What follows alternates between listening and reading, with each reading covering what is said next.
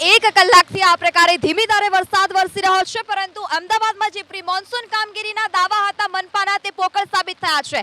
અમારી પાછળના આપ દ્રશ્યો જોઈ રહ્યા છો, આ રામદેવનગર વિસ્તારના દ્રશ્યો છે કે જ્યાં વરસાદી પાણી ભરાઈ ચૂક્યા છે।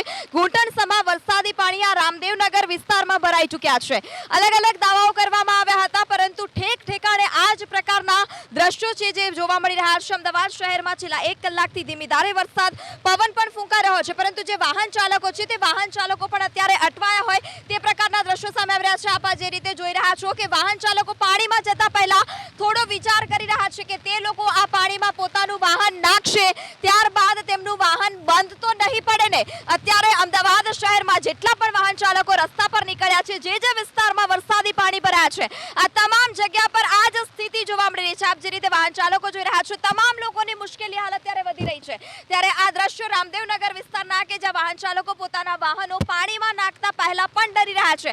કારણ માત્ર એટલું કે આગળ જતા પાણી ઘૂંટણસમા ભરાઈ ચૂક્યા છે અને આ ઘૂંટણસમા પાણીમાં જો તેમનું વાહન બંધ થાય તો તેઓને ધક્કા મારીને પોતાનું વાહન ત્યાં બહાર કાઢવાની મુશ્કેલી જે વેઠવી પડે તે વારો પણ આવી શકે છે। આપ આ દ્રશ્ય પણ જોઈ રહ્યા છો કે વાહન ચાલકોને આ પાણીમાંથી આવવા માટે કેટલી મુશ્કેલીનો સામનો કરવો પડી રહ્યો છે। ઘૂંટણસમા પાણી રામદેવનગર વિસ્તારમાં ભરાઈ ચૂક્યા છે। અલગ અલગ સોસાયટીઓમાં પણ રામદેવનગર વિસ્તાર છે કે જ્યાં અલગ અલગ સોસાયટીઓમાં પણ પાણી ભરાઈ ચૂક્યા છે। જો આ જ પ્રકારે હજુ પણ વરસાદ આગામી 1 થી 2 કલાક વરસ્યો તો આ જે સ્થિતિ છે તે વધુ પણ વિપરીત થઈ શકે છે, કારણ કે જો સામાન્ય 2 કલાક 1 કલાકના વરસાદમાં આ પ્રકારની સ્થિતિ સર્જાતી હોય તો હજુ પણ ધોધમાર વરસાદ વરસે તો અમદાવાદના રામદેવનગર જે વિસ્તાર છે ત્યાંની શું સ્થિતિ થઈ શકે છે તે આ તમામ દ્રશ્યો પરથી આપણે સ્પષ્ટ જોઈ શકીએ છીએ।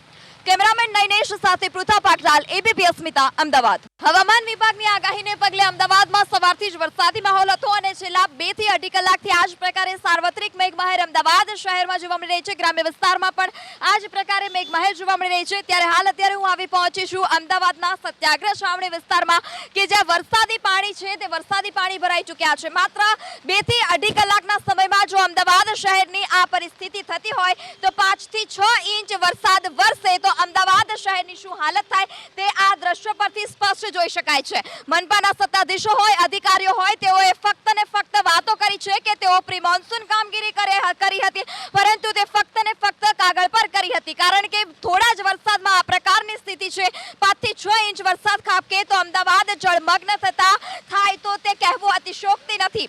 જે પ્રકારે આપ આ દ્રશ્યો જોઈ રહ્યા છો, સત્યાગ્રહ છાવણી વિસ્તાર છે કે જ્યાં વાહન ચાલકો છે જે મુશ્કેલીમાં મુકાયા છે, વાહનો લઈને આવતા વાહનો બંધ પણ પડી રહ્યા છે। જે તંત્ર છે, તંત્ર પ્રશાસનના, નગરોળ પ્રશાસનના પાપે આ પ્રકારના દ્રશ્યો અમદાવાદમાં જોવા મળી રહ્યા છે। વાહન ચાલકોને પણ ખૂબ હાલાકી વેઠવાનો વારો આવ્યો છે। ત્યારે આ દ્રશ્યો સત્યાગ્રહ છાવણીના કે જ્યાં થોડા જ વરસાદમાં આ પ્રકારની સ્થિતિ જોવા મળી રહી છે। હજુ પણ હવામાન વિભાગે આગાહી કરી છે કે આગામી હજુ પણ 7 થી 8 દિવસ આ જ પ્રકારે સાર્વત્રિક મેઘમહેર રહેશે। જો આ જ પ્રકારે મેઘમહેર રહી તો અમદાવાદની શું હાલત થશે તે પણ જોવું રહ્યું। એબીપી અસ્મિતા સતત અહેવાલ પ્રસારિત કરતું રહ્યું હતું કે મનપાએ જે પ્રી મોન્સૂનની કામગીરી કરી છે તે પ્રી મોન્સૂનની કામગીરી અધૂરી છે, પરંતુ જે કામગીરી અધૂરી હતી તેના ઉપર તંત્રએ કોઈ ધ્યાન નથી આપ્યું। સતત એબીપી અસ્મિતા આ પ્રકારના અહેવાલ પ્રસારિત કરી રહી હતી, પરંતુ આ દ્રશ્ય આપ જોઈ રહ્યા છો સત્યાગ્રહ છાવણી વિસ્તાર રાખે જો હજુ પણ આ દ્રશ્ય હું કેમેરામેનને કહીશ આગળ બતાવે, જો હજુ પણ આગળ જઈએ તો ઘૂંટણસમા પાણી હાલ અત્યારે આ સત્યાગ્રહ છાવણી વિસ્તાર જે છે ત્યાં ભરાઈ ચૂક્યા છે। આપ વાહનો જોઈ શકો છો કે વાહન ચાલકોને કેટલી હાલાકી ભોગવવી પડતી હોય છે।